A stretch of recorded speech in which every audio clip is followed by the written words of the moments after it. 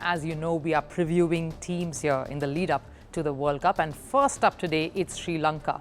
For a sporting fan who has grown up watching cricket, it's sort of tough to fathom just how a team that had legacy cricketers like Mahela Jayawardene, Kumar Sangakkara, Arjuna Ranatunga, Mutai Muralidharan, Chaminda Vas, Lasith Malinga is now on the cusp of being and also ran in a tournament like the World Cup.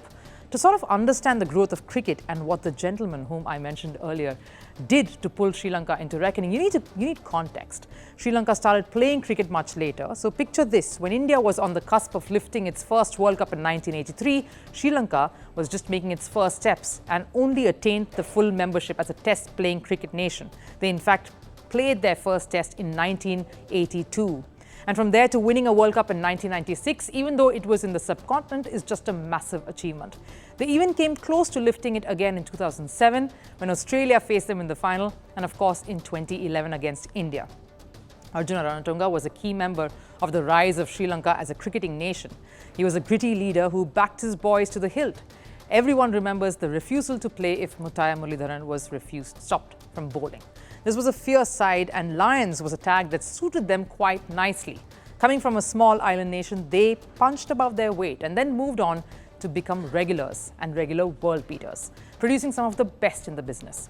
Now, from those glory days to now seems like a massive shift. Now, if you just take a look at the squad, you'll know that a bunch of young cricketers led by an all-rounder in Dasun Shanaka. There are some sparks there who can create some magic, but there's also a lot of inexperience that will take a while to foster.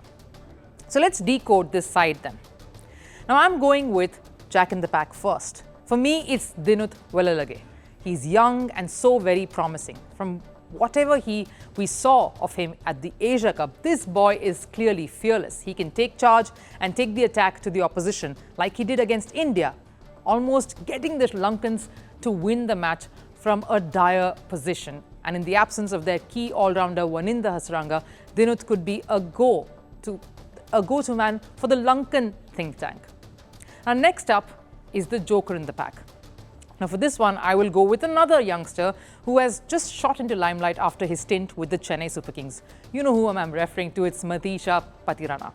There is something about being in the dressing room with MS Dhoni and sharing that space that probably transforms you like it has this young man. He's grown confident and alongside Theekshana proved to be a vital cog in the bowling unit. Of course, this is 50-over cricket. It is different, but we are sure that he's learned the lessons and he's moved ahead. Now that's Pathirana's innings. If I had to look at what he did for Chennai Super Kings, in 12 matches, he's taken 19 wickets. His best was 4 for 35. And those wickets came particularly at the death, where he's extremely potent with those slinging Yorkers. Now, next up, my ace in the pack. Now, it's a tough one, this. And though I'm tempted to choose the Lankan spinner Theekshana, I will go with Charith Asalanka, the left-hander who has put his head down and the maturity into his knocks. And there's a presence of mind about him which is shining through. Now, Charith Asalanka, if we look at some of his records, his numbers in ODIs, just 41 matches old, about close to 1,300 runs. His best has been 110 and he averages 41. Now, that really says that once he's there, he goes the distance. At just 26, he has shown enough promise of batting through tough situations. And this time around, a lot of the responsibility of leading the batting will be on his shoulders. All right. Let's move on to the next side that we're looking at today, which is Bangladesh. Again, a little complex to sort of pin just what Bangladesh's core quality as a side truly is. They also started cricket later, coming into the ICC fold, as I mentioned, 23 years ago. But the world seems to have leaped past them. But don't get me wrong, they have shown faces of brilliance. They have caused upsets in big tournaments, played spoil sport many a time. We all remember 2007 World Cup. But as a team, they're yet to go past the tag of beating a side like England, New Zealand, Australia or India without it being termed as an upset. That's the question since taking part in their first World Cup in 1999. Bangladesh's best performance at a World Cup till date has been in 2015 when they reached the knockouts beating England. Some of the best Bangladesh players have tried to get the World Cup to sit up and take notice of this subcontinent side.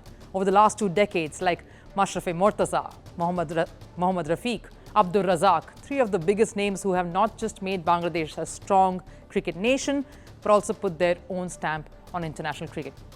I have to mention Shakib Al-Hasan and Mushfiqur Rahim, along with Mahmudullah. They feature in the squad that Bangladesh is currently. That's again a relatively young squad there. There are some promising talents here too, but largely it's a side dependent on the occasional player doing something special, like his captain.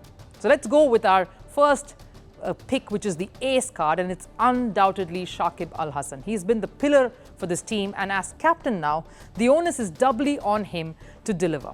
But what a colourful last year it's been, and what a complex man at the helm. This is what he brings to the table. Now, when I speak about his all-round skills, we should look at his numbers from the 2019 World Cup. 10 matches there, 606 runs, his highest was 166. And he also took 11 wickets, with his best being 5 for 29. He was the first cricketer to take 500 runs and go past 10 wickets in a single ODI tournament. But thereafter, he led a player strike against the board regarding payment, gets suspended for anti-corruption breaches, and of course, memes of his temper were doing the rounds. Shakib has had a year to remember for many reasons. But let's be honest here, he is the fulcrum around which the fortunes of his team will depend on. And it's perfect that in the subcontinent conditions, he revels as a batter and bowler in these venues. Shakib will be licking his fingers at the prospect of dominating bowling attacks, lower down the middle order, and outwitting the best with his guile. All right, next up, we're looking at the joker of the pack, the X factor here in these conditions, and again, someone who is key to set the tempo. And I'm going with Litton Das here. He's the opening bat for Bangladesh, and he's the deputy too.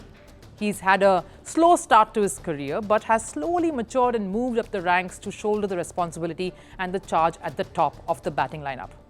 Now, only 6 players in the world have scored more runs at a higher average since the 2019 World Cup, and he's one of them. His recent record in Asia is pretty impressive, where he's made 4 of his 5 ODI hundreds. The big concern for this side, though, is the over-reliability on someone like Shakib. The seniors in the bowling unit particularly, like pacers Taskin Ahmed and Mustafizur Rahman, will have to step up to assist and try and make life easy for the batters. Mustafizur had a decent run-up in the last World Cup, and that's something that he will look to build upon. It's the dream of every cricketer, the ultimate glory. Few manage to keep their date with destiny. But for many, it's been heartbreaks and a cross to bear. The Holy Grail is here in India. I'm Rupha Ramani, and Firstpost brings you the ringside view. We bring you the Cup of Dreams. Cricket World Cup coverage like never before.